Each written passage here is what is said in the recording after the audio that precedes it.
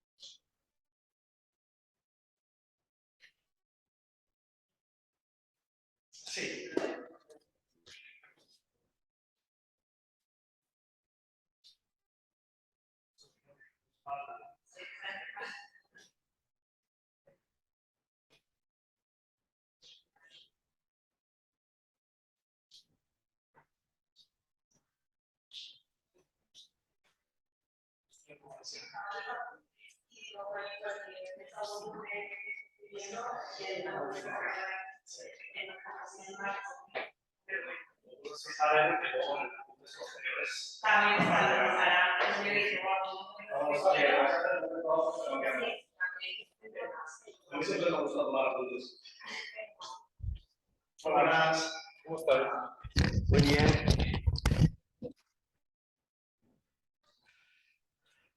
Hola, Mónica y Alex. ¿Me escucháis bien? ¿Estáis, Hola, estáis... sí te escuchamos, sí. Ah, vale, guay. Porque Estamos estáis de viaje. estamos en una situación un poco especial. Hemos tenido una urgencia familiar y estamos viajando a Barcelona, ¡Ostras! pero bueno, sí, bueno, cosas que pasan. Vaya. Y entonces creemos que en un ratito sí que estaremos en algún sitio más adecuado para seguir la clase, pero Vale, vale. como dijiste que a lo mejor era de resolución de dudas y tal, pues Claro. por lo menos esta primera parte estar aquí, ¿no? Vale, estupendo. Muy bien, pues nada, es la primera vez que se me conecta alguien en Zoom circulando en coche, pero bueno. Hola. Está conduciendo Alex, ¿no? Sí, sí, sí. Bueno, pues nada, espero que podáis seguirla y que no haya demasiadas interferencias. Ok, bueno, acaba de llegar alguien más, ¿verdad?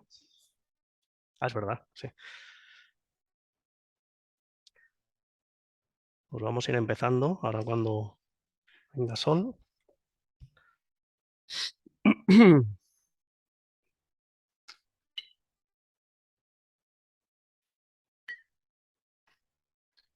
¿Qué tal la práctica en casa esta semana? ¿De festivo, así extraño y tal? ¿Bien? Te cuesta más, ¿no? Claro, claro.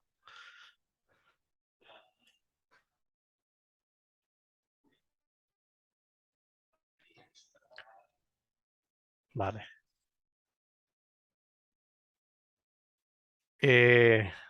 Bienvenida.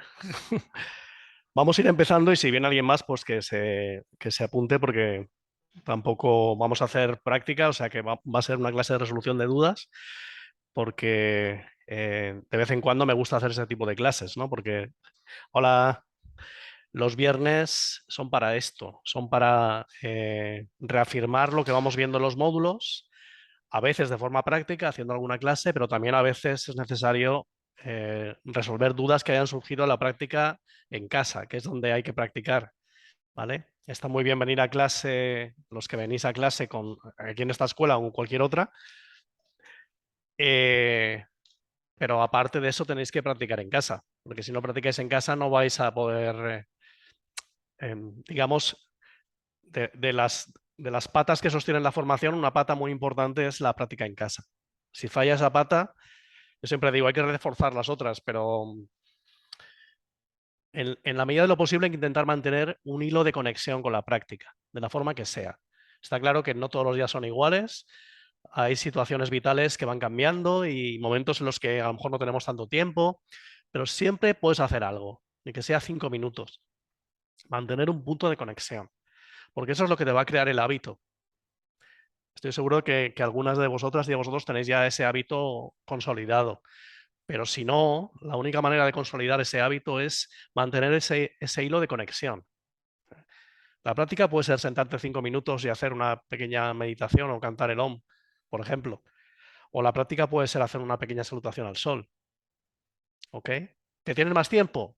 Pues entonces haces la práctica completa, pero si no, hacer cositas, ¿no? Y por supuesto, en el contexto de la formación, en la medida de lo posible, intentar seguir las prácticas que os proponemos para casa. Va a llegar un momento en que esa práctica para casa va a ser libre, ¿ok? Pero de momento vamos siguiendo un poco el guión de lo que vamos estudiando en cada módulo. ¿De acuerdo? Tú si quieres comentar algo me dices y te paso el micro, ¿vale? Está con nosotros Paco, que ya lo conocéis, ¿no? Que estuvo en el primer módulo. Es miembro del equipo de profes de la formación. Y bueno, creo que os comenté que de vez en cuando van a venir algunos de los profesores, pues eso, para acompañar un poquito en estas clases de los viernes. ¿Ok? Bueno, ¿algo más? Los que estáis en casa, ¿queréis comentar algo sobre la práctica en casa? ¿Quién está más por ahí? ¿Andrea? Hola, Andrea. Vale, todo bien en la práctica en casa, ¿no? Vale. Ok. Bueno. Vamos a ir viendo algunas de las dudas que se han podido surgir. Antes me ha estado comentando Natalia la típica duda sobre la danza de la serpiente. ¿Vale? ¿Quieres que la repasemos de nuevo? Vale. Porque su duda era básicamente que no sabe cómo moverse la danza de la serpiente o no sabe qué estaba. La pregunta que me hizo fue: no sé qué hago mal, ¿no? No, y el problema, bueno, ahora lo vais a ver. ¿La puedes hacer, por favor, para que te veamos todos? No, como lo haces, sí. Intentando hacer el movimiento completo. Esto creo que lo comentamos ya en el módulo, pero bueno, está bien reafirmar según qué cosas.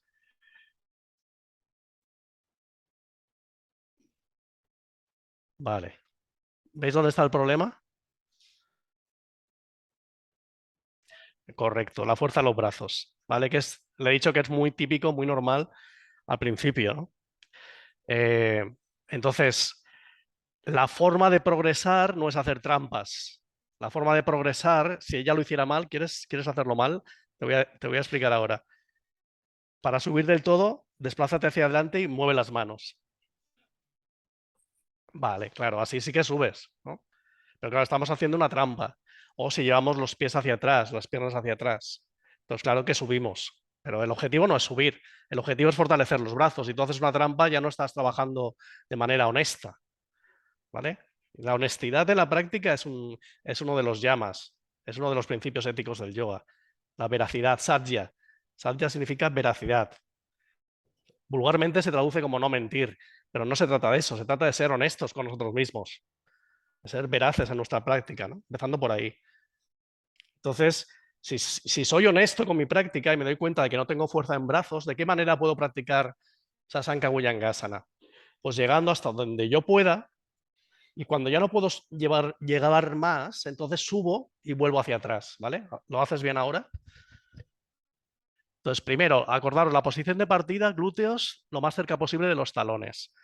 Que la cabeza llegue al suelo, ¿no? Eso va a depender de varios factores, pero no es importante. Aquí flexiono, eso es, vale. Subo y vuelvo hacia atrás. Es decir, hago el círculo más pequeño. Muy importante, ¿os habéis dado cuenta de que ella ha levantado los pies del suelo cuando ha subido? Claro, ahí ponemos en riesgo la zona lumbar. Sabemos que si empujamos con los empeines el suelo al subir, estamos protegiendo la pelvis, las lumbares, porque llevamos la pelvis en retroversión. ¿Ok? Que lo hacemos un momentito así como muy despacito, respirando libremente para darnos cuenta de estas cosas, porque una cosa es verlo en otro y otra cosa es practicarlo. Entonces, llevamos glúteos hacia talones. Estamos haciendo la primera fase, la primera etapa de Sasanka Bhujangasana. Entonces, deja salir todo el aire aquí. Brazos están bien estirados, glúteos hacia talones. Y ahora, al inhalar, voy doblando codos, voy deslizando barbilla y pecho hacia el suelo, hacia adelante, arriba, empujo el suelo con los empeines para subir. ¿Lo notas? ¿Qué pasa cuando empujas el suelo con los empeines? ¿Hacia dónde se va tu pelvis? En retro, ¿verdad? Se acercan pubis y ombligo. Hacerlo activando las piernas y sin activar las piernas. Y notar la diferencia. Voy hacia adelante sin hacer nada a los pies y voy hacia atrás. Y observa las sensaciones en la zona lumbar y en la pelvis. ¿Se nota la diferencia? ¿Verdad? No es una paranoia mía, ¿no? Ok. Vale, esa es la forma que tienes de proteger tu espalda en este tipo de posturas. ¿Vale? Que en realidad se parecen más que a la cobra, se parece más a Urdhva Mukha Svanasana. ¿Ok? Nos pasamos por la cobra un momento, pero luego vamos a Urdhva Mukha y luego desde ahí vamos a hoja plegada. ¿Ok? Entonces, forma de trabajar, cuando veáis una persona que le cuesta la danza de la serpiente, no hace falta que le digáis que haga el gato. Vamos a exagerarlo. Imagínate que no tienes nada de fuerza en los brazos. Vamos a hacerlo otra vez. Extiende los brazos. Ahora imagínate que no tienes casi fuerza en los brazos. Vete lentamente hacia adelante hasta donde tú puedas y desde ahí sube. Sube, sin llegar al final, eso es, y ve hacia atrás. Es decir, hacemos como una especie de gato circular. ¿Vale? Vale, como algunos estáis poniendo trampa y poniendo fuerza en brazos, cuando vengáis hacia adelante, dejar las manos a 1 milímetro del suelo. Y a ver qué pasa. ¿Vale? ¿Notáis? Se puede hacer igual, más cortito el recorrido, y esa es la manera de progresar. Yo le decía a ella, no te obsesiones, si hay un ejercicio que te cuesta, no te obsesiones con él. No se trata de que lo practiques todos los días hasta que me salga. No, no es eso. ¿Vale? Porque vas a crear tensión. Trabaja de otras formas diferentes y si has detectado que hay una debilidad en los brazos, aprovecha cualquier cosa que hagamos que trabaje brazos. Por ejemplo, el gato en equilibrio que hacíamos el otro día. Indirectamente estás trabajando la fuerza en brazos también. ¿Vale? Aprovecha esos movimientos y el día que menos te lo esperes, harás la danza de la serpiente completa y dices, ostras, hoy he podido hacerla. Así de gente visto que al cabo de unos meses han dicho, ostras, ya puedo hacer la primera fase o ya puedo pasar a la segunda y la tercera fase. ¿Vale? ¿Recordáis la segunda y tercera fase de la danza de la serpiente? La segunda era cambiando el sentido del movimiento, es decir, voy hacia adelante por arriba pasando por gato y vuelvo hacia atrás por abajo. Y la tercera, voy y vengo por abajo, con lo cual requiere más fuerza en brazos.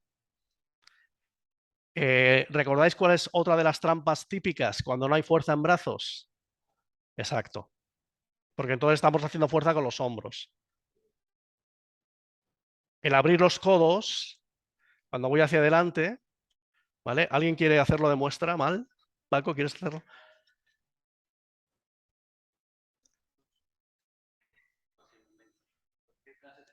Sí, sí, totalmente. Eso, ese gesto. Claro. Y sobre todo al volver, mucha gente hace esto. Eso.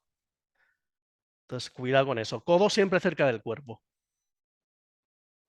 Porque si no acabaremos con problemas en los hombros. ¿Vale? Que trabaje la musculatura del brazo. ¿Vale? Voy a cerrar la puerta.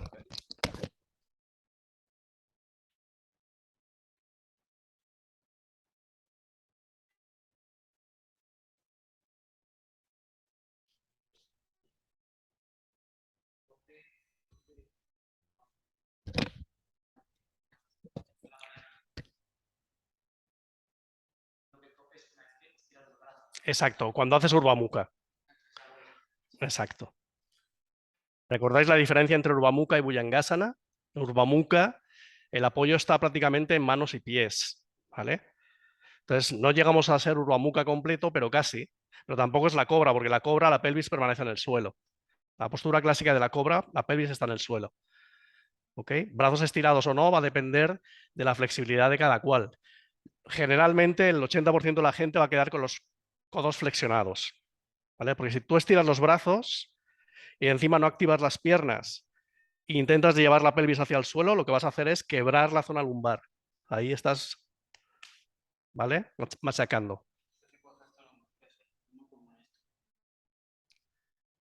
Exacto. Ahí no solo se está jorobando las lumbares, sino también las cervicales. Exactamente.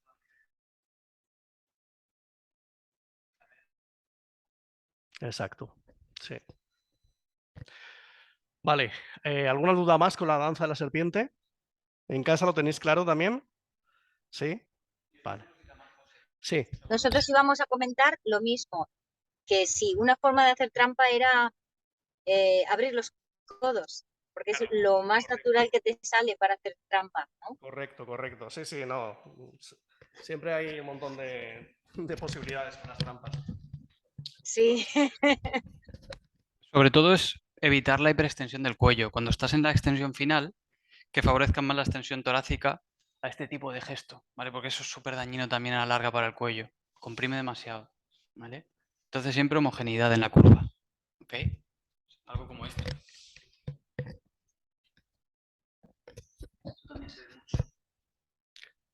Sí, exacto. Que la cabeza sea una prolongación de la columna, que siga la misma curvatura, el mismo ángulo de apertura. ¿Vale? Sí que es verdad que hay gente que es súper flexible, que no tiene ningún problema de espalda y te puede hacer la curva y vamos, llevar los pies a la cabeza, pero no suele ser lo normal en las clases, no es lo que os vais a encontrar normalmente. Y con los años la tendencia Exacto, exacto. Pero si no hay ninguna molestia en esa hiperextensión cervical, ¿se puede hacer o está mal hecha la postura? A ver, Sin dejar caer la cabeza, quiero decir, ¿no? Sin dejarla caer, con claro, control. ahí es donde iba. Puedo hacer esa. Es Sí. igual que cuando hacemos, por ejemplo, la posición del camello. Cuando haces el camello completo, si no hay ningún problema en zona cervical, tú puedes dejar, en última instancia, echar la cabeza atrás. Pero antes de hacer eso, Sí. tú lo que has hecho es elongar el cuello, crear espacio entre las vértebras. Eso. Entonces, si aquí Sí, sí, subes de sí. manera consciente de la misma forma, una persona que sea Ujú, muy flexible, alarga su cuello, crea espacio en todos sus planos y finalmente la postura final lleva la mirada arriba, no pasa nada. ujú, ¿Vale? Pero ujú. siempre y cuando hayas elongado primero. El Sí. problema es si quebramos, si vamos directamente, como estaba haciendo él, con hombros hacia adelante Sí. encima y cabeza arriba y atrás. Ahí es donde Ujú, está el riesgo, ¿no? Es un poco lo mismo ujú, que estaba pasando en las lumbares. ¿Vale? Siempre ujú. que vayamos a hacer un movimiento en la columna, sobre todo los movimientos que puedan tener más riesgo, tenemos que tener conciencia de crear espacio entre las vértebras, liberar los discos, abrir. Y entonces ya podemos hacer extensión o flexión o torsión o lo que sea. ¿Vale? Es lo mismo que cuando hacemos una torsión. Si recordáis Ardha Majendrasana, la media torsión sentados, lo primero que hacemos es elongar la columna. Una vez que elongas la columna desde la base de la postura, entonces giras. ¿Vale? Pero si tú sin elongar simplemente giras, quizás estás pinzando en algún punto los discos intervertebrales, ¿no? Entonces, ojo con esto. Siempre crear espacio antes de movernos. Vale, más cositas que os hayan surgido en la práctica personal, que tengáis duda. No sé si habéis tenido ocasión de ver los vídeos esta mañana. Están muy chulos, ¿eh? Y algunas, ¿os acordáis de Gajamab Merubakrasana, de la tercera serie de Pavana Muktasanas, el movimiento este de con las piernas abiertas? Que yo os decía, flexiona y después gira. Y os decía, yo este no lo hago porque es muy intenso. Bueno, en el vídeo tienen una adaptación que simplemente hacen la rotación. Ellos no hacen flexión, sino están con las piernas abiertas, abren y simplemente giran. Vuelven y giran. Entonces, claro, así no tienen ningún riesgo. Es una adaptación, ¿vale?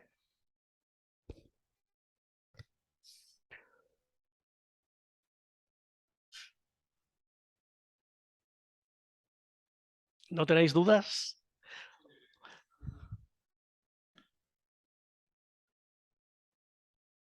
Sí.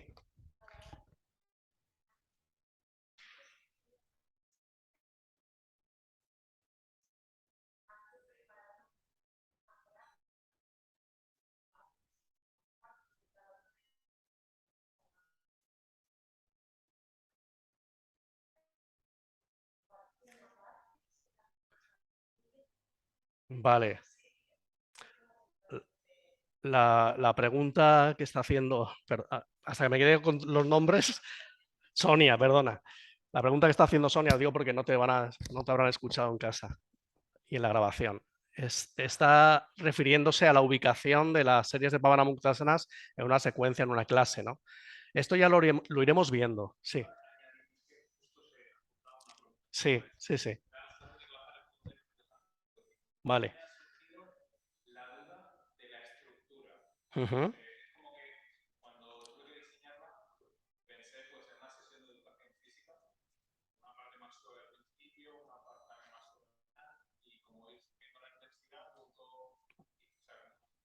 Ujú.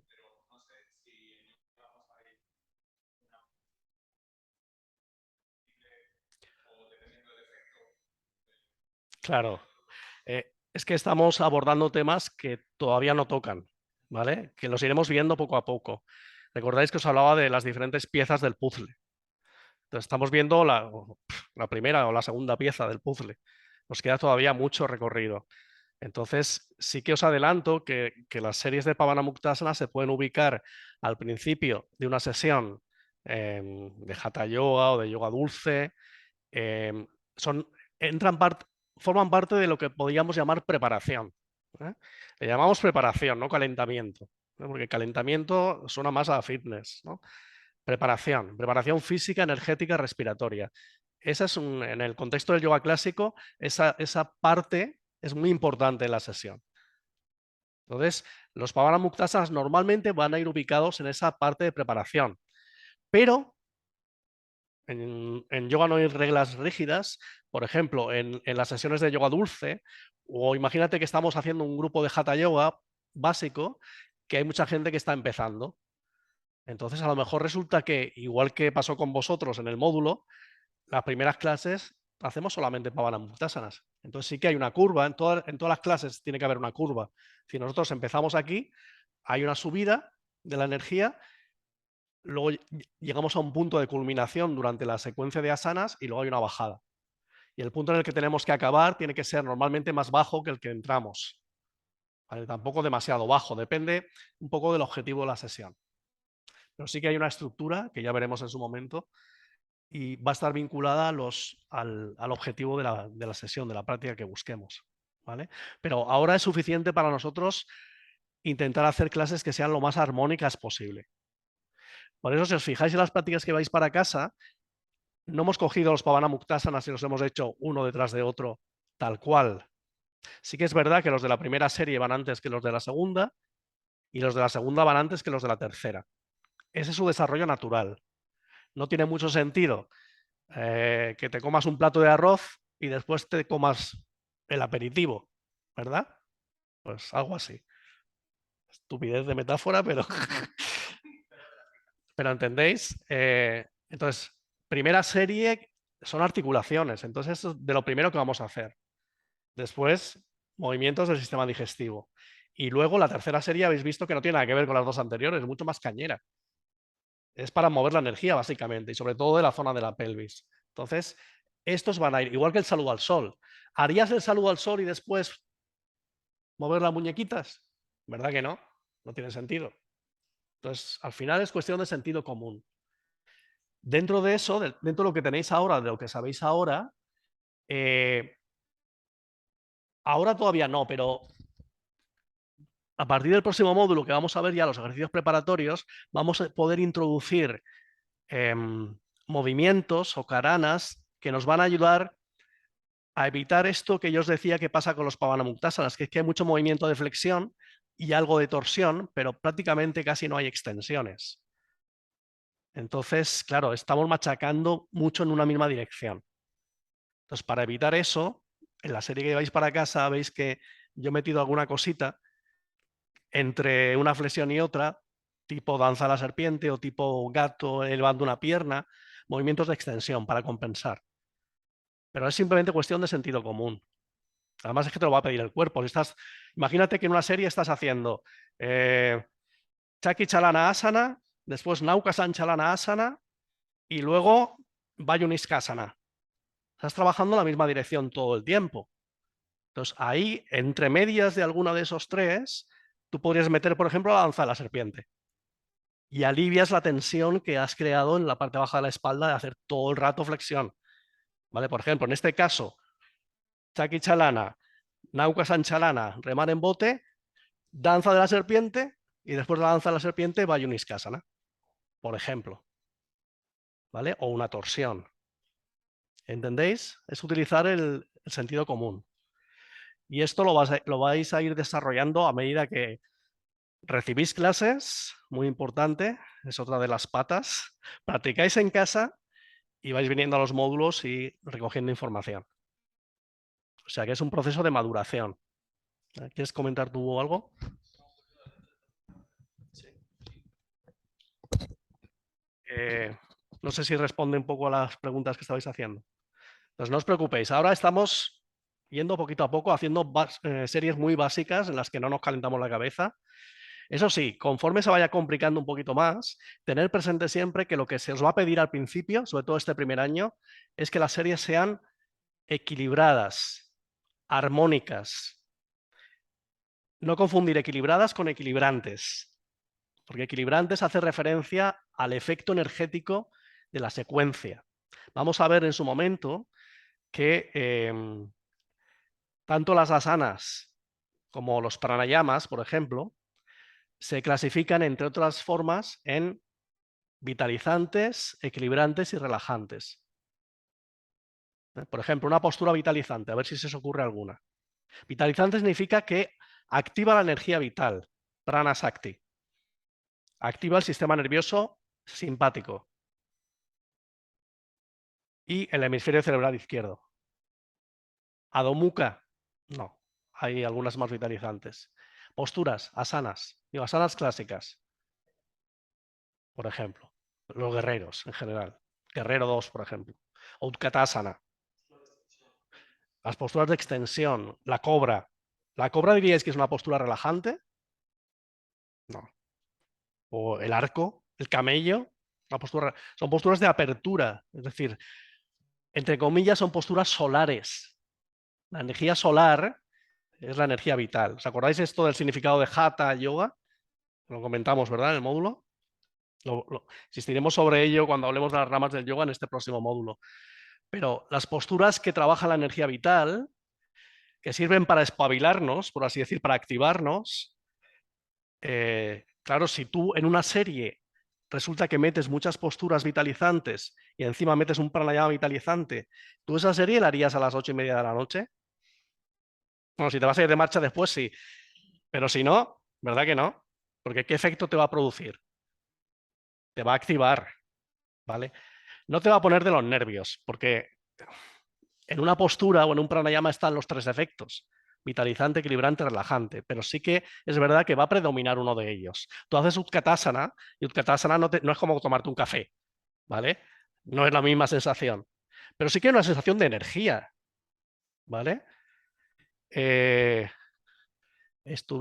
No, fue en profundización. No estuvimos haciendo el saludo al sol más rápido y más lento, ¿verdad? No, eso no. Olvidarlo, ya lo haremos. La forma en la que tenemos de practicar o de dar las instrucciones también influyen en el efecto. Imaginad que yo ahora os digo, un poco de coña, ¿eh? Bueno, vamos a ponernos de pie, voy a bajar un poquito las luces porque vamos a practicar Utkatasana, la silla yógica, ¿vale? Entonces nos ponemos de pie, inhala profundo, ojos cerrados para llevar la atención adentro y ahora flexiona tobillos, rodillas, caderas, busca esa postura de Utkatasana, la silla yógica. Esa manera de dar las instrucciones, ese ambiente que estás generando con la voz y con todo, está aumentando o restando el efecto vitalizante de la postura. ¿Lo veis? Y al revés, imagínate que vas a hacer Paschimottanasana a la pinza, ¿vale? Que es una postura relajante a tope. Y entonces tienes las luces ahí súper abiertas, elevas el tono de voz y das unas instrucciones, ¿sabes? Exactamente. La manera influye también, pero digamos que cada postura tiene su propio efecto, ¿vale? Entonces, no confundamos el efecto energético de la práctica. Hablaremos en su momento de clases o sesiones vitalizantes, relajantes y equilibrantes. Las que van a predominar en las series que hacemos para los grupos, para las clases, suelen ser equilibrantes, la mayoría. De vez en cuando hacemos una clase, si estamos practicando por la noche, hacemos una clase más bien relajante. Si estamos practicando a las 8 de la mañana, la gente se va a ir al trabajo después. Si les haces una práctica relajante, pues se van a ir ahí como dormidos, ¿no? Claro, con yoga nidra. Entonces hay cosas que normalmente se hacen por la mañana, cosas que normalmente se hacen por la noche. Practicar el saludo al sol por la mañana se practica de una determinada forma. Por la noche también lo practicamos, aunque no se debería, pero lo hacemos porque la gente normalmente viene a clase por la tarde, por la noche. Entonces sí o sí hay que hacerlo. Pero lo puedes hacer de una manera un poquito diferente, no tan intensa, más meditativa, más hacia adentro. En cualquier caso, como forma parte de la preparación lo que busca sobre todo es despertar la energía vital. Vais a ver que la preparación tiene una parte muy importante que es el bajar de la cabeza a la gente. Cuando la gente viene a clase, normalmente no vienen de estar trabajando en la obra, ¿verdad? Ah, vaya hombre. con excepciones, pero lo normal es que la gente venga con la energía mental disparada porque están todo el día sentados en el ordenador o trabajando de forma mental, ¿no? Entonces, esa persona que tiene la energía mental aquí arriba, lo que queremos con la práctica no es bajarle la energía mental. Queremos subirle la energía vital. ¿Y cómo subimos la energía vital? Con la preparación. Con las series de Pavanamuktasanas, con los Karanas, con Surya Namaskar. Y cuando están ya esas dos energías equilibradas, entonces desarrollamos la secuencia de asanas, ¿vale? Pero fundamentalmente la parte de preparación viene a equilibrar las energías, ¿vale? Porque la gente viene, son cabezas con patas. La gente entra por ahí y son cabezas con patas. Y luego salen totalmente diferente. Claro. Entonces, si una persona viene muy cansada físicamente, con la energía vital a tope, entonces lo que tiene que hacer también es subir la energía mental. En ese caso, una práctica meditativa, por ejemplo, para empezar la sesión, en tu caso concreto, sería ideal. ¿Vale?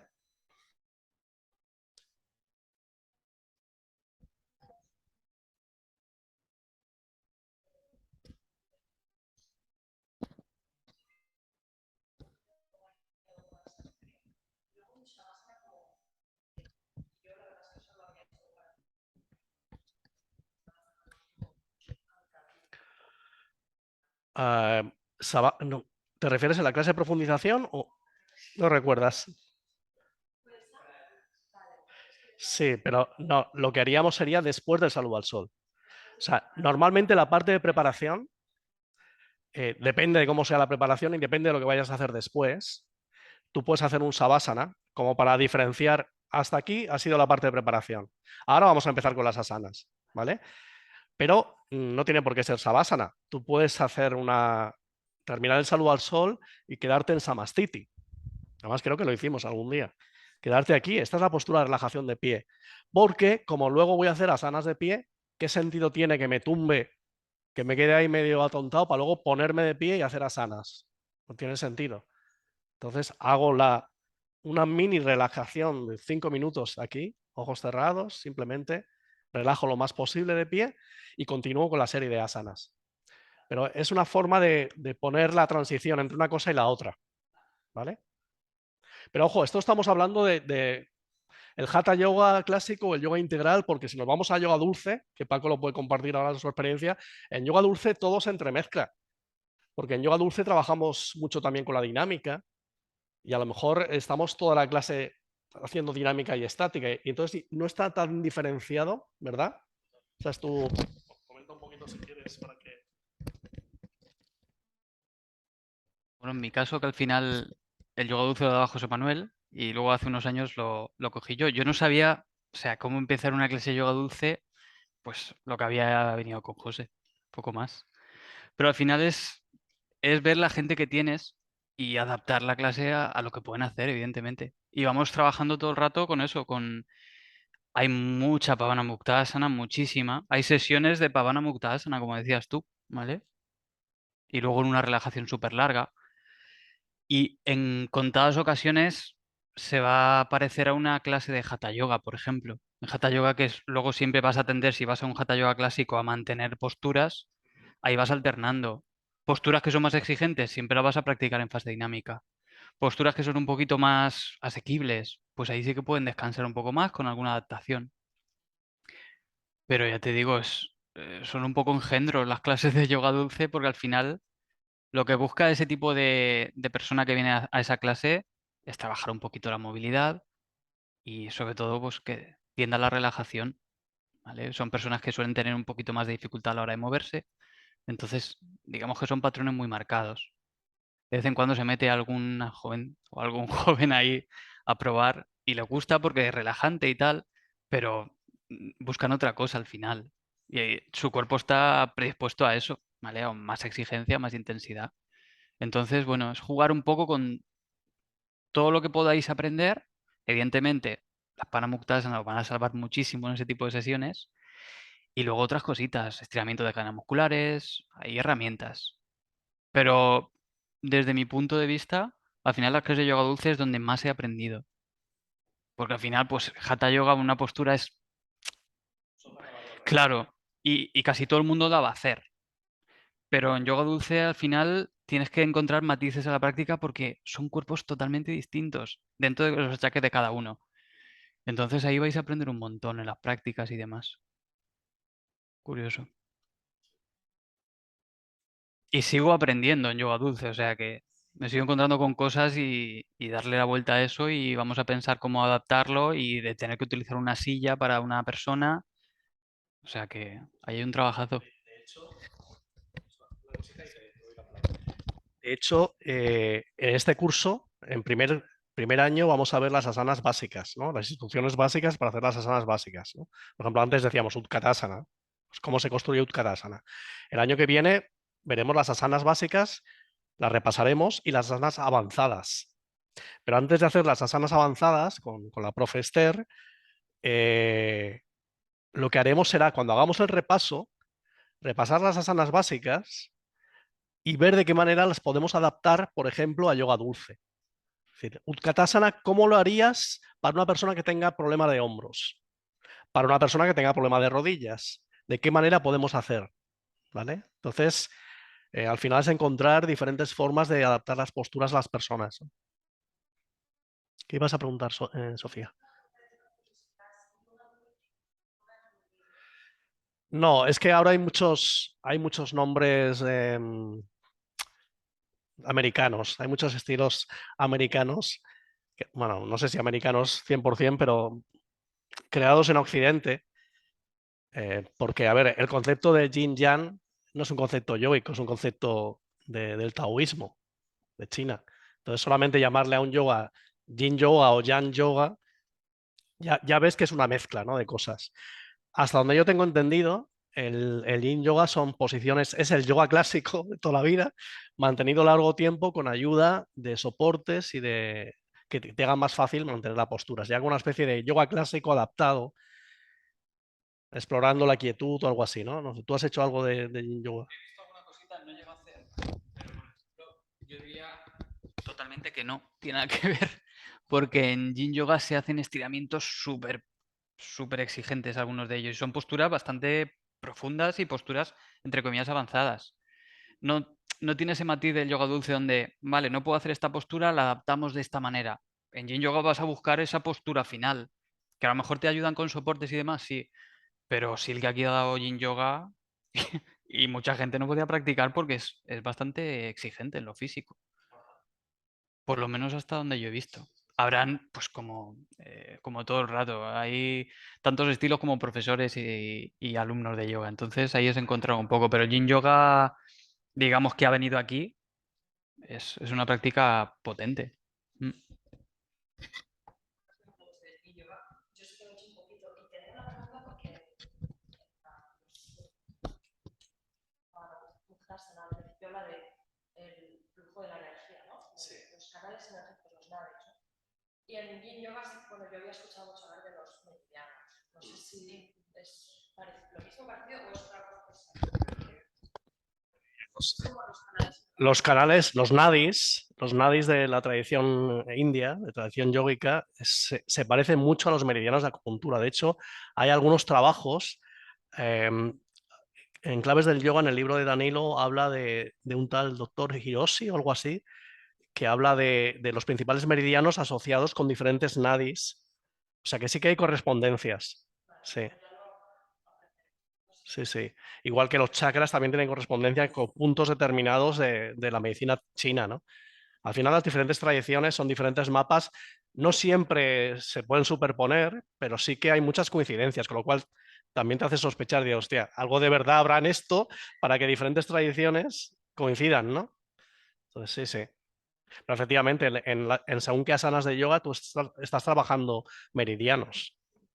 Hubo una alumna, o ya no me acuerdo, que hizo algún tipo de tesina, ¿puede ser? Sí, una chica que es médico, Maite, una chica que es médico, que lleva muchos años en la escuela, llevará 15 años en la escuela o por ahí, y ella hizo un trabajo por gusto, y me lo pasó y lo tengo que tener por ahí en algún lado, que era la relación, creo que era en relación con el saludo al sol y los meridianos de acupuntura o algo así, que ella se había formado como acupuntora, además de ser médico, se había formado como acupuntora, o sea que sí que hay relación. Más cositas de los Pavana Mukta Asanas.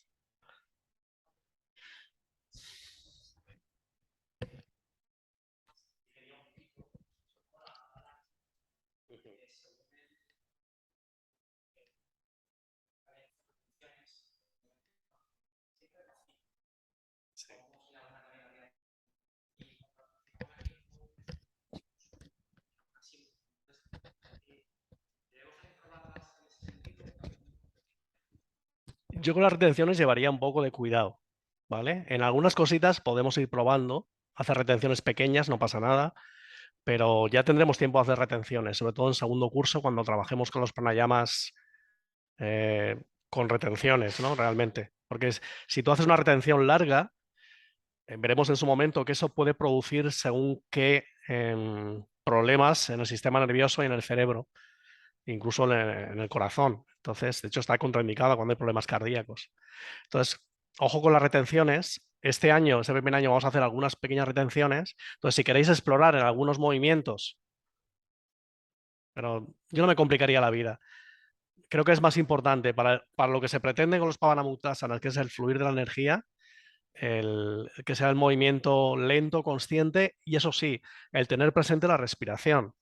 Porque algunas seguramente que tengáis a lo mejor menos práctica, menos experiencia, algunos movimientos os va a costar coordinar con la respiración.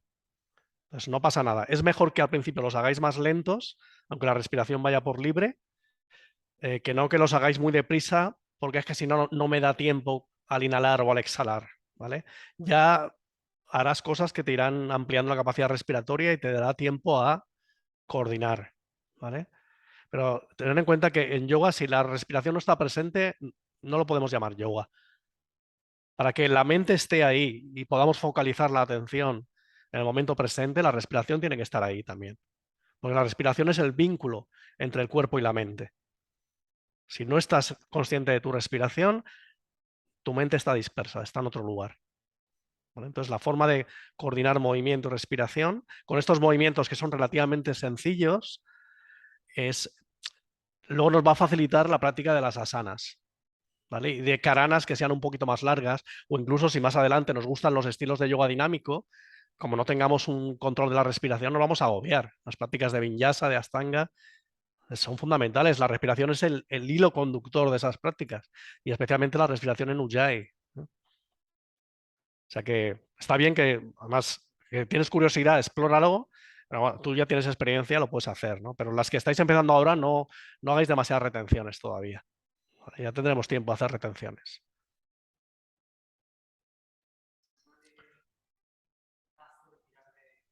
Tirando de la cuerda, sí.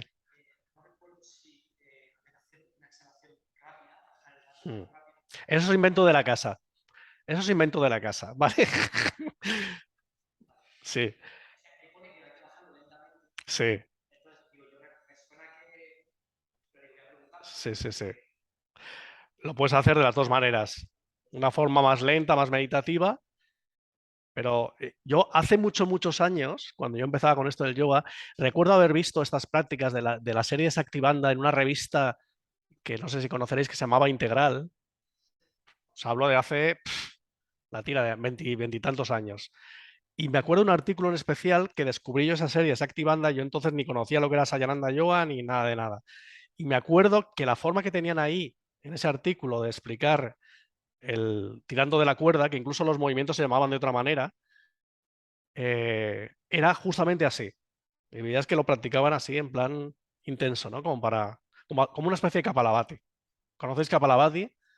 Esto de la respiración de fuego que llaman algunos, ¿vale? Kapalabhati. Pues una especie de Kapalabhati. Si tenemos en cuenta que Saktibandha y la serie Pavanamuktasana son parte de la preparación física respiratoria, pues oye, exploremos esa vía siempre sin pasarse, claro. Es igual que, mira, por ejemplo, Vayuniskasana, que es uno de los movimientos que más solemos hacer aquí. En algunas ocasiones, en prácticas más vitalizantes que hemos buscado despertar de la energía, ¿no? Por determinadas razones, porque luego queríamos hacer una práctica muy exigente que requería que tu energía estuviera no al 10, sino a 15, ¿sabes? Recuerdo haber hecho el movimiento de Vayuniskasana, ¿recordáis este de inhalo, exhalo? De haber empezado muy lento, con ojos cerrados y poco a poco ir aumentando el ritmo hasta que al final lo vas haciendo a toda leche, ¿sabes? Como en Kundalini, como si fuera una crilla de Kundalini Yoga. Entonces, algunos de estos Activanda yo creo que da pie para hacer esto, ¿no? Ahora, no se lo enseñes así a un principiante, ¿vale?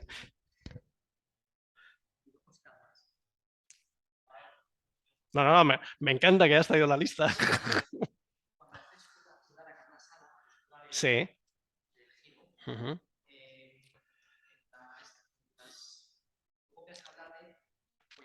Ujú. Ya. Es una adaptación. Y si apoyas los pies y apoyas el sacro en la pared, que sí. No, pero tienes que levantar el pie y después girar. Levantas y exacto. Míralo en el vídeo. En el vídeo se ve perfectísimamente, ¿vale? De todas maneras, si ves que es muy complicado, lo haces desde aquí. Aquí el único problema es que no tienes tanto equilibrio de puntillas. Entonces, apoya rodilla, ¿vale?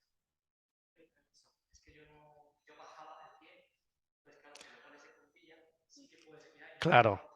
El proceso es levantas el pie y una vez que estás de puntillas, giras y bajas, ¿vale? O sea, no bajo así, no bajo porque ahí me puedo hacer daño en la rodilla. Sí.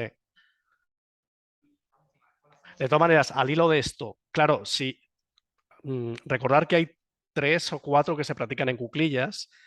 Está el de Kastataksanasana, el de cortar leña, el de Namaskarasana. Claro que no lo vamos a hacer todos, pero ni que hagas 2.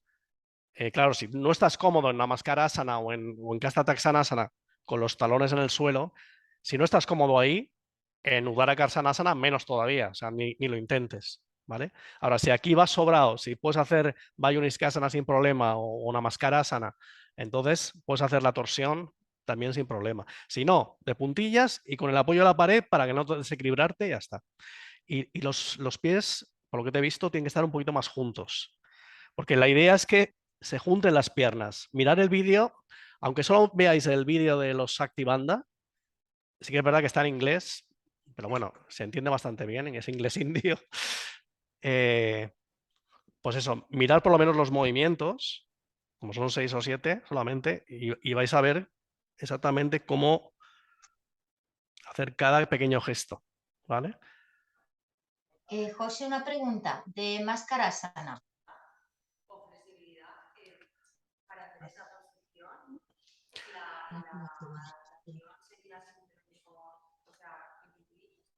A ver, si no se pueden poner en cuclillas, que va a ser la principal dificultad, la forma de adaptar es, a ver, la serie desactivanda para gente que tiene dificultades de movilidad, en general no es recomendable. Pasa un poco como con los 5 tibetanos, que ya los veremos, que son 5 ejercicios súper exigentes y que no son para todo el mundo. Entonces, no tenemos por qué enseñarlo todo a todo el mundo. Entonces, hay cosas que a lo mejor los podemos adaptar. Quiero decir, podrías hacer, en lugar de hacer este que acaba de hacer Alex, el Uddara Karsanasana, pues hacer una torsión en suelo. Pero no va a ser lo mismo. Hay una torsión que se llama Uddara Karsana, además. Sabha Uddara Karsanas. No es lo mismo, no es lo mismo, pero en un momento dado te puede sacar de un apuro, porque imagínate que tienes de 10 personas que hay en la clase, hay 9 que sí que te lo hacen y hay una pues, que tiene muchos problemas y no te lo puede hacer. Entonces le marcas esa alternativa.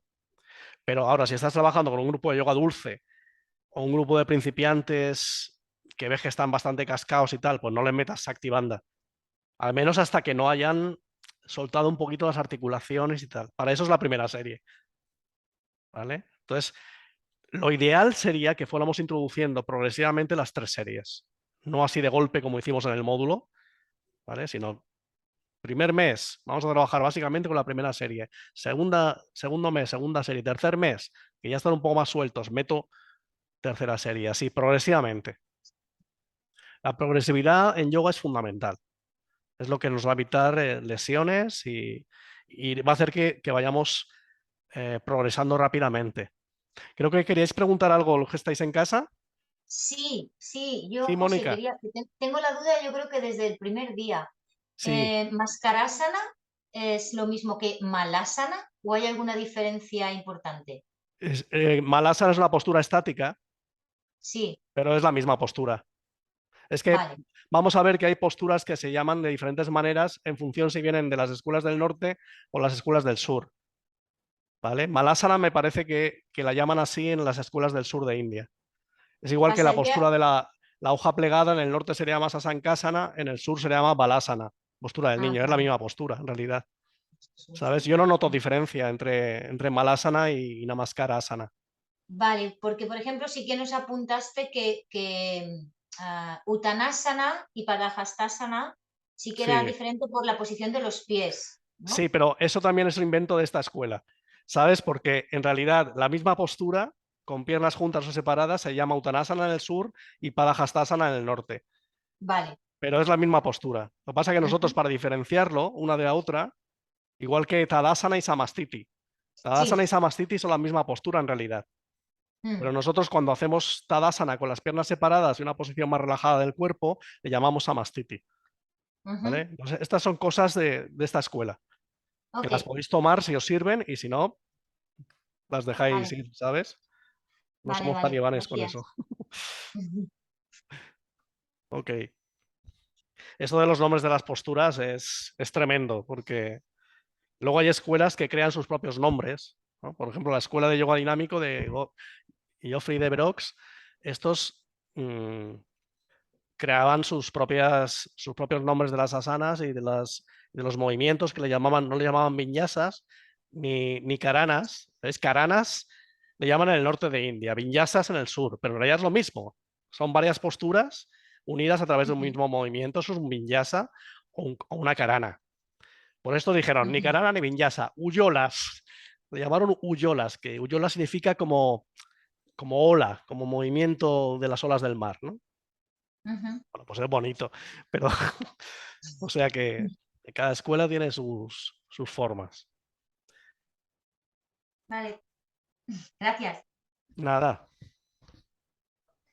una duda más. Chaki Chalana.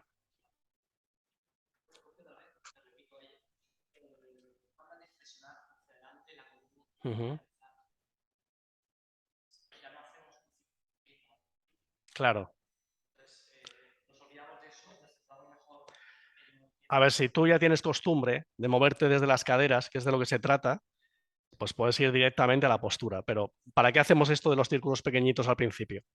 Para ser conscientes de que nos movemos desde aquí y no desde aquí, desde los brazos. Entonces, a veces vamos a desmenuzar algunas posturas, algunas posiciones, igual que cuando vas a hacer el triángulo, claro que puedes ir al triángulo directamente, ¿no? Pero igual puedes hacer un movimiento que sea esto, ¿no? Para tomar conciencia desde dónde te mueves, ¿no? Hacer una preásana de alguna manera, ¿vale? Entonces, eso va a ser muy de utilidad a la hora del aprendizaje. Pero no significa que la postura sea exactamente así, ¿vale?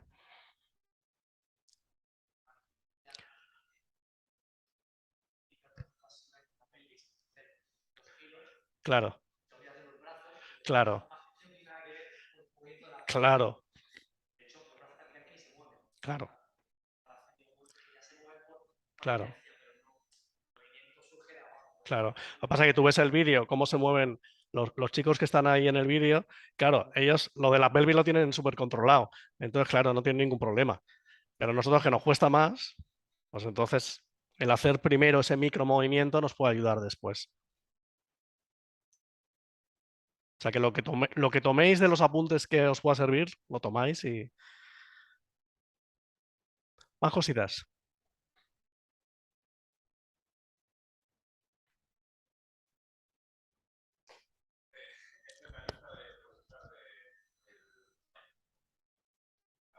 De la memoria evaluación. La última pregunta. Vale. Vale. Vale. Son dos mantras diferentes. El primero es más corto, el segundo tiene 3 partes, ¿no? El primero, esto seguramente en el retiro de verano este año trabajaremos un poquito sobre los mantras y lo veremos, o sea que no os preocupéis porque os pasaré unos apuntes en los que esto viene explicado y tal. Pero el Santi mantra, el que se canta al principio, el Sahana Bhavatu, Sahana Bhunaktu, es como una especie de petición de ayuda para que el aprendizaje que se vaya a producir sea fructífero. Por eso se canta siempre al principio de cualquier proceso de aprendizaje. Puede ser con un maestro, puede ser con un profesor o puede ser con un grupo. Entonces, es decir, que todos estamos en el mismo barco. Entonces, de hecho dice, literalmente ahora mismo no recuerdo, pero solicita ayuda para el alumno y para el maestro. O sea, no solamente para el alumno, ¿vale? O sea, para que nuestro aprendizaje sea luminoso, que podamos crecer juntos, aprender juntos, que no disputemos entre nosotros. Entonces es bonito empezar los módulos con ese mantra o una clase porque estás creando un ambiente propicio, ¿no? De decir, estamos juntos aprendiendo. Y además es que es verdad, es que aquí no es que nosotros estemos en un nivel y vosotros ahí abajo y que... No, por favor, esto es un intercambio, ¿no? Ese es el significado del primer mantra. Y el segundo mantra, el Santipat, en realidad son 3 conjuntos de mantras. El primer mantra, el Asa Toma Sat Gamaya, se pueden cantar por separado, además, cada uno de esos 3. El primero es el mantra egoísta, por así decir. Lo que está pidiendo es ayuda para la propia realización. ¿Vale? Condúceme de la oscuridad a la luz, de lo irreal a lo real, de la oscuridad a la luz, de la muerte a la inmortalidad. No, el Santipat. La primera parte del Santipat que dice Asato Ma Sat Gamaya, Tamaso Ma Yotir Gamaya, Mrityor Ma Amritam Gamaya. La traducción que os he hecho es literal, pero tiene mucha tela que cortar. O sea, podríamos estar hablando 1 hora de cada uno de esos versos. ¿Qué es lo real y qué es lo irreal? ¿No? ¿Qué es la luz y qué es la oscuridad? ¿A qué se refiere con lo de la muerte y la inmortalidad? ¿No? ¿Qué es lo que muere y qué es lo que no muere? En fin. Pero digamos que sería un mantra egoísta, es decir, ayúdame o ayúdame, estás pidiendo ayuda al guru interno a la propia realización. ¿Vale? Decimos que yoga es un camino de autorrealización.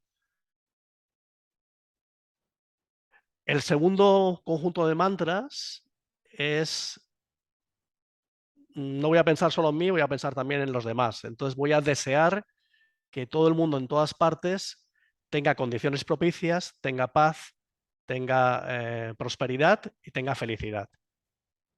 Son 4 versos y el último dice Loka samasta sukino bhavantu, Loka samasta Sukhino Bhavantu literalmente significa que todos los seres sean felices en todas partes.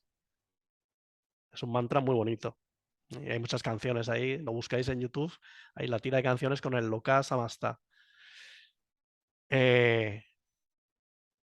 Y luego el tercer mantra es un mantra muy potente que se canta sobre todo en el momento en el que un ser va a dejar el cuerpo y va a morir, va a hacer la transición, o alguien está muy enfermo y necesita sanación profunda, se pone a hacer círculos de sanación con ese mantra, que es el Mahamrityunjaya mantra, es el mantra de la gran liberación.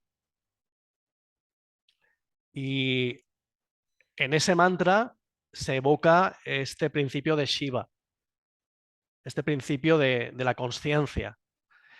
Y en los últimos versos lo que dice es que cuando yo esté suficientemente maduro, como el urbaruca, como la planta que os lo conté, hay una planta, hay una especie de pepino que se recoge en el suelo. Cuando está maduro, listo para coger, se cae al suelo y entonces se recoge, ¿no? Pues como el urbaruca yo esté preparado, que venga el despertar, que venga la iluminación, ¿no? Lo estás pidiendo ayuda también, es un poco reiterativo, ¿no? Pero es un mantra muy potente. Ese mantra, a veces hemos dicho aquí en la escuela, ¿te acuerdas, Paco? Ruedas de sanación, que nos ponemos ahí un montón de gente y tú escribes en un papel. Normalmente no se hace para ti, ¿eh? No se canta para ti. El papel de una persona que o que haya fallecido recientemente o que esté a punto o esté pasando una enfermedad, una situación emocional o lo que sea, escribes en el papelito, lo pones en el centro de la rueda y se canta 108 veces. Om Triambakam Yayamahe Sugandhim Pusti Vardhanam Urvarukamiva Bandhanat Mrityor Muksiyamam Ritat. 108 veces. Te agarras un pelotazo ahí que no te quiero ni contar, ¿vale? No, literal, había gente que no podía seguir y se tumbaba y se quedaba ahí. Gente que no tenía mucha costumbre, ¿no? Lo hemos hecho en algunas ocasiones y es muy potente. Un día que fue una jornada de puertas abiertas, Sí, que le dijiste tú a las 8, me acuerdo porque terminé mi clase, te tocaba a ti y me quedé. sí. Que duraba 40 minutos exacto más o menos. Al final, esto también quería hacer hincapié en eso, más allá del significado que pueda tener un mantra, es lo que te genera, es la vibración que genera. Tú cuando terminas de cantar eso después de 40 minutos, a nivel mental hay una ecuanimidad, hay un balance interno, que eso al final no te lo dan muchos aspectos de la práctica de yoga. El mantra es súper poderoso, por no decir lo que más, desde mi punto de vista. La práctica de asana es importante, todo tiene su relevancia, pero el canto de mantra, aquí a veces en yoga integral hemos cantado uno de Deva Premal, de Ganesh, que son 9 minutos, 108 veces. El estado que ya puedes estar a lo mejor meditando luego 20 minutos o 30 minutos en casa, que no va a ser lo mismo. Es súper poderoso el tema del mantra. Y no hay que, a ver que si lo pronuncia bien mejor, pero que al final se entra en esa dinámica. Y es muy potente. Es el poder del sonido. Mm. El sonido, tú no estás pensando acerca del mantra. El sonido entra después. Pasa como con la música. Tú estás depre, te pones una música alegre y al final poco a poco te vas contagiando y te cambia el estado de ánimo. Pues esto es lo que hablábamos del Bhakti Yoga, ¿no? Y del Kirtan y todo esto. Que es que si un día estás de bajón y no te apetece meditar, no te apetece hacer asanas, ponte un mantra, de verdad, ponte un mantra y canta. Actúa a nivel celular, no pasa por la Y no es lo mismo que ponerte a cantar la Macarena, ¿vale? Que sí, que si cantas la Macarena durante 40 minutos, pues tendrá un efecto, pero no es el mismo efecto que genera un mantra. Por esto que comentábamos del sánscrito, está estudiado las áreas cerebrales a las que afecta el sánscrito, es muy diferente de cualquier otro idioma. Hay un libro de Swami Vishnudevananda, creo, Sí. que se llama Mantras, Meditación y Mantras. Y la verdad es que es una pasada ese libro. Eso sí, un libro pequeñito, de bolsillo, es un poquito gordito, pero se lee fácil y es súper interesante. Sí, es de Swami Vishnudevananda, si no mal no recuerdo. Meditación y Mantras se llama. Sí, claro que sí. Lo comparto ya si no se igualito de usado. Es de la luna. Om, San, Slim, Son. Sí, y un momento, cuando lo paraste, se me empecé a buscar observando cada manuscrito. Yo, sin querer, lo repetía mentalmente. Hay un momento que ya se puede, pero al principio sigo repitiendo en mi mente Es que ese mantra, es que en la sesión del lunes hicimos, en profundización a veces hacemos estas voladas. Los días de las noches de luna llena o cuando ha estado cerca de la luna llena, pues hacemos prácticas que tienen que ver más con la luna, ¿no? La energía lunar, Manasakti. Entonces hacemos, por ejemplo, Chandra Namaskar, que es el saludo a la luna, que ya veremos en su momento. No se practica Surya Namaskar cuando hay luna llena. Okay, cuando está la luna llena, la energía mental tiende a desbaratarse un poco. Como te puede encontrar en cualquier hospital de por aquí, lo que pasa en luna llena. No es un mito, es verdad. La gente se le va la pinza. Sí, sí, sí. Está comprobadísimo que hay más ingresos hospitalarios, más fallecimientos, más ingresos en psiquiátricos. Eso está comprobadísimo. Los días de luna llena, alrededor de la luna llena. No necesariamente el día de luna llena, pero 2 o 3 días antes y después, ¿no? Eso está muy comprobado.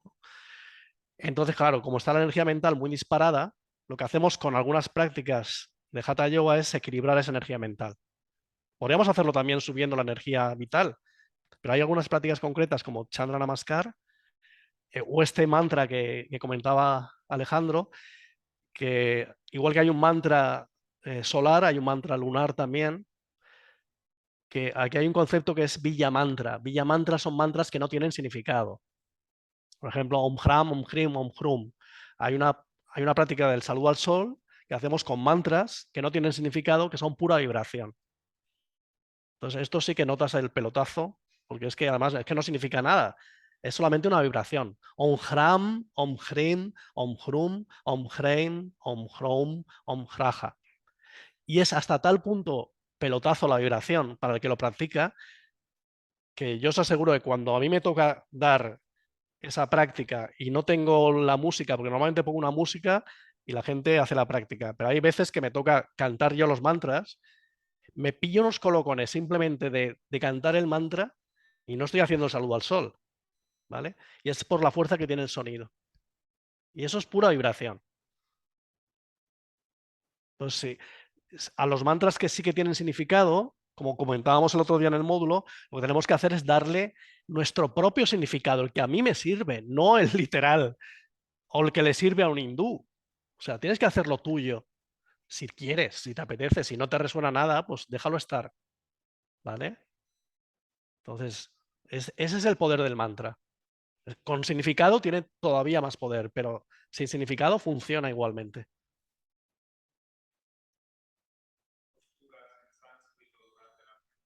Lo mismo, lo mismo. Había un profesor que decía, el nombre de una postura en sánscrito es un mantra.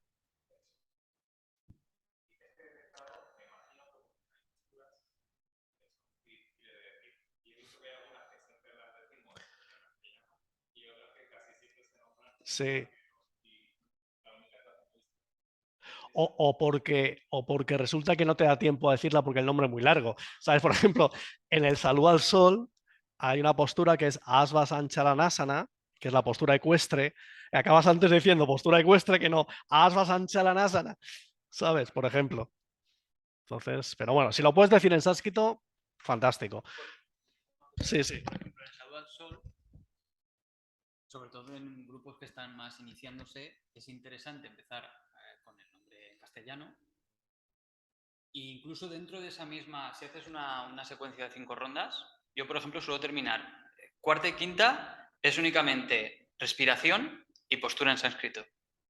Porque ya al final entras en esa dinámica, entras en esa inercia, ya conoces y la verdad es que es muy potente, muy poderoso. O sea, que lo ideal igual sería que la última fuera simplemente ir nombrando la postura y se convierte como un mantra del todo entero. Incluso desde el principio podrías hacer. En un grupo de profundización se podría hacer desde el principio. En yoga integral también. Sería lo ideal. Pero al final siempre vas a tener nuevo en clase a alguien o que va un poco más perdido. Intentas, pues, en Hasta Uttanasana, pues, brazos arriba y atrás. Pero ya sería todo el rato en esa dinámica. Bueno.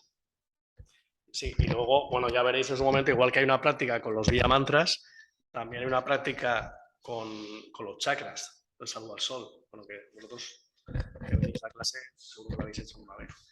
Pero, claro, en esa práctica también llega un momento que simplemente lo único que das como instrucción es la fase respiratoria, porque eso siempre es interesante, y el chakra correspondiente. Entonces, exhalo, anahat, inhalo, visuddhi, exhalo, swadhisthana, y así vas llevando directamente la atención. Y por supuesto, el mantra de un chakra también es un... O sea, el nombre de un chakra también es un mantra. Aunque como veremos más adelante, cada chakra tiene un Villa Mantra también. O sea, Muladhara, el nombre sánscrito del primer chakra, Muladhara, perineo cervix, eso ya de por sí tiene su propia vibración. Pero si quieres hacer un trabajo más profundo, mover la energía, el Villa Mantra de Muladhara chakra es Lam. Es Lam, Vam, Ram, Jam, Ham, Om, Om. Esos son los Villa Mantras de los chakras. Esto ya lo veremos. Maneras que no se agobien, no os agobiéis, ¿vale? Porque, Con el sánscrito. no, básicamente porque a las alumnas de segundo que tengo yo como que soy tutor, muchas de ellas se me agobian porque, ay, es que no me sé esta postura. Y, pues sí, hay muchísimas posturas. O sea, tomarlo con calma, que se vayan integrando poco a poco. Yo cuando me las aprendí todas al final, era porque estaba harto de dar clase y pues ya se te quedan. Claro, pero intentar decir desde el principio, es lo que le comentaba yo a Gemma la última vez. Digo, tu clase dilo como tú lo sientas, que te sale en sánscrito, que te acuerdas. Bien, que no, en castellano no pasa nada. Y poco a poco eso se va a ir integrando, pero no desde la obligación de me tengo que saber todas las posturas. No tiene mucho sentido. Jamás me he puesto a estudiar sánscrito o a estudiarme los nombres de las asanas. No, no. Una cosa a base de escuchar. Por eso hay que ir a clase. Ir a clase se te van quedando los nombres, ¿no? Pero sí, es una de las cosas que al principio algunas personas se agobian. Sánscrito, no sé qué. Vale, sí, ya sabemos que el sánscrito es importante, pero no hace falta que te lo aprendas todo en sánscrito. No hace falta que te aprendas los Yoga Sutras de Patanjali en sánscrito. Paso ya está Rafael, sí, sí. Aunque antes la forma, bueno, como os explicará en su momento Rafael, la forma de transmisión de las enseñanzas antiguamente era así. O sea, los Yoga Sutras de Patanjali, que es el texto de referencia del yoga, son 198 aforismos, 198 versos, y antes se aprendían de maestro a discípulo oralmente. Se sigue haciendo así en muchas escuelas, ¿eh? Y tenías que aprenderte, y era la forma de transmitirse. Ese fue el primer texto que se escribió, pero cuando se escribió llevaban ya siglos transmitiéndolo de generación en generación, ¿eh? Muy bien, no sé qué hora tenemos. Estamos ya terminando, ¿no? Sí, nos quedan 5 minutitos. Luego hay clase de la 10ª, si os queréis quedar. ¿Algo más que queráis comentar? Próximo viernes sí que haremos práctica, ¿vale? Antes que ya nos toca módulo, ¿no? Sí. Bien. Pues nada, animaros a que esta semana practiquéis y aprovechéis esos vídeos, porque seguro que vais a pillar algo, algún pequeño detallito que no lo estabas haciendo bien y resulta que lo ves en el vídeo y dices, ostras, claro, vale, sí.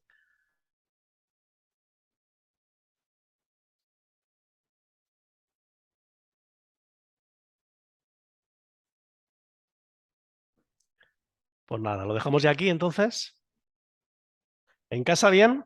¿Algo queráis comentar? Todo bien, todo perfecto. Estupendo.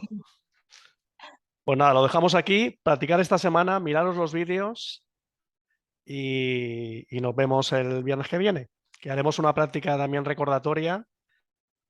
¿Vale? Mirad, el viernes que viene igual le damos un poco de atención especialmente a la tercera serie, la de Shakti Banda, ¿vale? Vale. Tenemos una serie así cañerita como para activarnos un poco de cara al fin de semana, ¿vale? Muy bien, pues nada, muchas gracias. Vale, gracias. A vosotras. Chao. Hasta luego. Chao, chao. Chao.